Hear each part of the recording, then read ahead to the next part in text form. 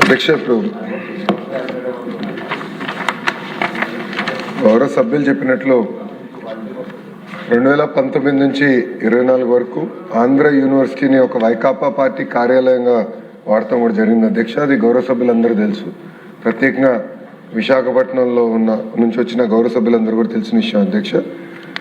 ఒకసారి మీరు చూస్తే ఒక ఉదాహరణ అధ్యక్ష, NIRF ర్యాంకింగ్లో 2019లో ఆంధ్ర యూనివర్సిటీ 29వ ర్యాంక్లో ఉంటే 2023కి వచ్చేగల 76వ ర్యాంక్కి పడిపోయింది అధ్యక్ష. మళ్ళీ మన ప్రభుత్వ అధికారంలోకి వచ్చిన తర్వాత అది 41 ర్యాంక్కి తీసుకొచ్చే అధ్యక్ష. ఇప్పుడు టాప్ 10 యూనివర్సిటీస్ చేయాలనే లక్ష్యంతో ఈరోజు ఒక అద్భుతమైన వైస్ ఛాన్సలర్ కూడా నియమించి అధికారం ఇచ్చి ఆ వ్యవస్థని డ్రైవ్ చేస్తాం జరుగుతుంది అధ్యక్ష. అంతేకాకుండా మీరు చూస్తే యూనివర్సిటీ కేటగిరీలో 2019లో మనం 16వ ర్యాంక్లో ఉంటే 2023కి 43వ ర్యాంక్ పడిపోయాం అధ్యక్ష. మళ్ళీ ప్రజాప్రభుత్వ అధికారంలోకి వచ్చిన తర్వాత 2025లో మళ్ళీ 23వ ర్యాంక్కి మనం తీసుకొస్తాం జరిగింది అధ్యక్ష. అక్కడ గౌరవ సభ్యులు 2-3 అంశాలు అడిగారు. ఒకటి, ఈ 100 years ఉత్సవాలు ఏదైతే జరుగుతుందో అది ఘనంగా జరపాలి, అందరితో కోఆర్డినేట్ చేసి చేయాలని గౌరవ సభ్యులు కోరారు అధ్యక్ష. ఫస్ట్గా రేపు పొద్దున్న నేను విశాఖపట్నం వెళ్తున్నాను. ఎలమంచిలో ఒక కంపెనీకి మేము శంకుస్థాపన వేస్తున్నాము. దాంట్లో భాగంగా రిటర్న్లో కూడా వైస్ ఛాన్సలర్ గారు నేను కలుస్తున్నాను. కలిసి మొత్తం ప్రోగ్రామ్ రివ్యూ చేసి గౌరవ సభ్యులు కూడా కాపీ పంపిస్తాను. మీరు కూడా మీ ఇన్పుట్ ఇస్తే మనం ఘనంగా ఈ శతాబ్ది ప్రోగ్రామ్ అనేది నిర్వహించాల్సిన బాధ్యత ఇక్కడ ఉన్న మన అందరిపైన ఉందని గౌరవ సభ్యులు తెలియజేస్తున్నారు అధ్యక్ష.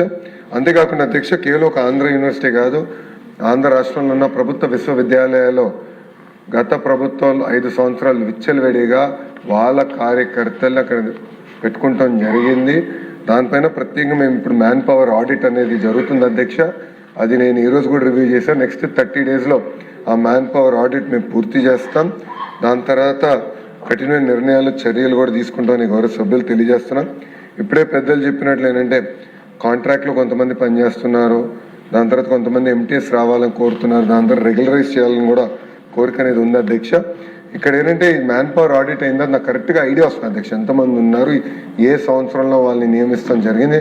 దాని తర్వాత ఫైనాన్స్తో సంప్రదింపులు చేసి తగిన చర్యలు తీసుకుంటామని గౌరవ సభ్యులు కూడా తెలియజేస్తున్న అధ్యక్ష.